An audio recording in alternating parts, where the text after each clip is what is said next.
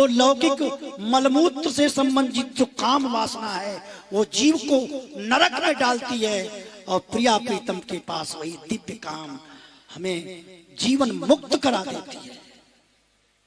बड़ा विचित्र विषय है ये विषय। अनिवर्चनीयम प्रेम स्वरूपम मूका स्वादनवत। नारद जी कहते हैं ये प्रवचन का विषय नहीं है, कहने का विषय नहीं है, ये तो राम तह काम नहीं, जहां काम नहीं राम। तुलसी दोनों ना रहे, रवि रजनी एक तहाँ प्रेम है, जहां प्रेम तहाँ काम। काम प्रेम की संधि में बिलसत श्यामा श्याम। एक बात इसमें आ रही है, शंकर जी के द्वारा काम भस्म किया गया, ये विषय है। अच्छा एक बात बताओ, शंकर जी इन दोनों नेत्रों से काम को भस्म कर सकते थे, परंतु तीसरा नेत्र क्यों प्रकट किया? ये प्रश्न हमारे मन में चलता रहता था, समाधान मिल नहीं रहा था। भाई भगवान शंकर तो सामर्थ्यवान है, इन दो नेत्रों से देखकर भस्म कर सकते थे काम को, लेकिन तीसरा नेत्र दिव्य नेत्र क्यों प्रकट किया? जब हमने भगवत रसिक जी की वाणी पढ़ी तो ये रहस्य समझ में आया। हर एक कथा का एक रहस्य होता है, सार होता है। भगवत रसिक जी हमारे कहते हैं, बीजा जर नहीं प्रेम को, उपजे सहज स्वभाव। चोरी जोरी द्रव्य सो, मिले न दाव उपाव। मिले न दाव उपाव, रूप गुण जस प्रताप बल। भक्ति ज्ञान वैराग्य सीप जो परे स्वाति जल। भगवत नित्य बिहार। देखिए क्या कह रहे हैं, भगवत नित्य बिहार।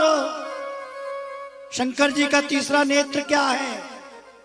ध्यान दीजिए, भगवत नित्य बिहार। नयन शंकर का तीजा। जब ये तीसरा नेत्र प्रकट होता है तो क्या होता है? जाति वर्ण कुल कर्म धर्म राखत नहीं बीजा। जाति वर्ण कुल और धर्म का बीज वंश नष्ट कर देता है ये तीसरा नेत्र। बीजा जर नहीं प्रेम को। प्रेम का कोई बीज नहीं है, कोई जड़ नहीं है। प्रेम कैसे प्रकट होता है? जब किशोरी जी हम लोगों को दिव्य नेत्र प्रदान करती है। दिव्य नेत्र किसके पास होता है? दिव्य नेत्र गुरु जी के पास होता है। गुरु जी कौन है? शंकर भगवान ही गुरु जी। स्वामी श्री हरदास जी का पद है, हसत खेलत बोलत मिलत देखो मेरी आंखें सुख। मेरी आंखों को ले लो, मेरे दिव्य नेत्रों को लोगे, तब प्रिया प्रीतम का दर्शन कर पाओगे। तो एक लौकिक काम है, वो लौकिक काम इन लौकिक नेत्रों से भस्म नहीं होता। उसको भस्म करने के लिए तीसरा दिव्य नेत्र प्रकट होता है। जब प्रिया प्रीतम के दर्शन होते हैं, दिव्य नेत्र प्रकट होते हैं, तो संसार की कामना वासना समूल नष्ट हो जाती है। भगवत दर्शन के पहले वासना का नाश होना असंभव। हमारे वृंदावन में तो तुलसीदास जी कहते हैं एक बात, जहां काम जहां राम तहां काम नहीं, जहां काम नहीं राम, तुलसी दोनों ना रहे, रवि रजनी एक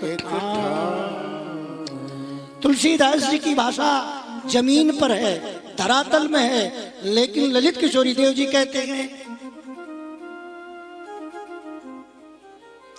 जहां काम तहां प्रेम है, जहां काम तहां प्रेम है, जहां प्रेम तहां काम, काम प्रेम की संधि में बिलसत लौकिक काम है, वहां अलौकिक काम है।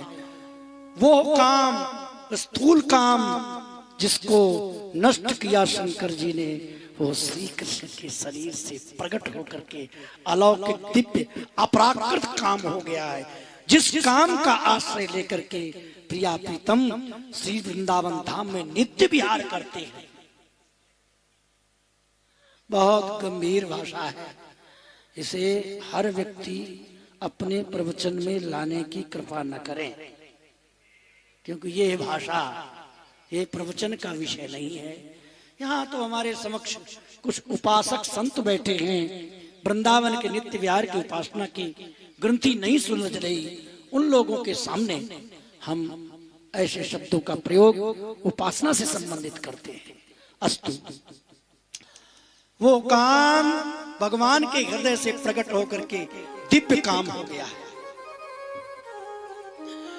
जो काम संसार में है, जो लौकिक मलमूत्र से संबंधित जो काम वासना है, वो जीव को नरक में डालती है, और प्रिया प्रीतम के पास वही दिव्य काम हमें जीवन मुक्त करा देती है। बड़ा विचित्र विषय है ये विषय। अनिवर्चनीयम प्रेम स्वरूपम मूका स्वादनवत, नारद जी कहते हैं ये प्रवचन का विषय नहीं है, कहने का विषय नहीं है, ये तो प्राणों का विलास है, ये अनुभव का विलास है। श्री राधे।